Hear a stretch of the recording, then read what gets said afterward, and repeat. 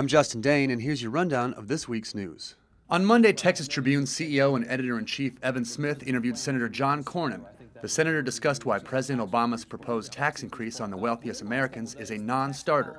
But right now, the small businesses, large businesses, entrepreneurs are, I think, in some doubt as to how government policy will impact them. Can you really write a business plan for 5 or 10 years without knowing, will your taxes go up dramatically? Cornyn also explained his thoughts on the proposed defunding of Planned Parenthood and comments made by Senator John Kyle of Arizona. Well, do you agree with Senator Kyle that 90% of what Planned Parenthood does is abortions? That seems to have been thoroughly repudiated.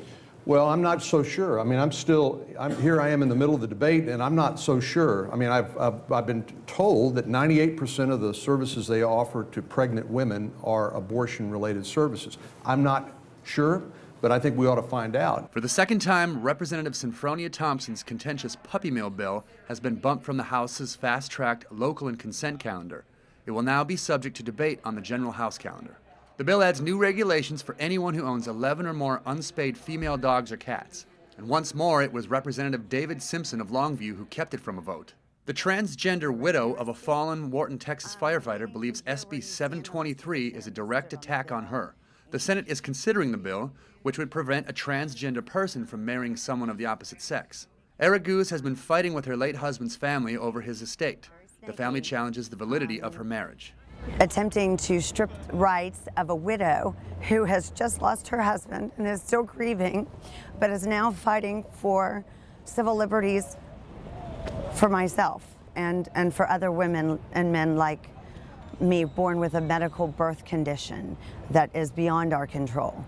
The Texas House adjourned for a 4-day Easter weekend without taking up HB 400. The bill is designed to raise the size of kindergarten through 4th grade classes and give school districts greater flexibility to fire and cut the pay of teachers and other staff. The comptroller said just raising class size from K through 4 would save about $538 million, something on that order. But if you look statewide, just adding 1 student per classroom can save school districts $1 billion.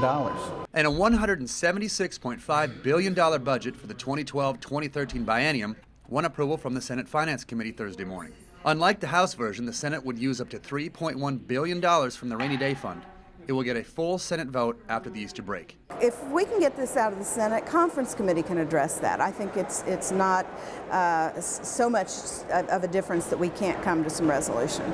And at a second Texas Tribune Trib Live conversation, Evan Smith talked with Lance Armstrong about the investigation into allegations that he doped as a pro cyclist and whether the controversy has impacted his advocacy on behalf of cancer research funding. With regards to the foundation, we haven't seen anything in terms of a negative impact. No fall off in fundraising? No, and I don't want to misquote, but I believe, well, I know that 2010 was much bigger than 2009. We raised about $50 million. 2011, the first 3 months, were up about 20% over 2010.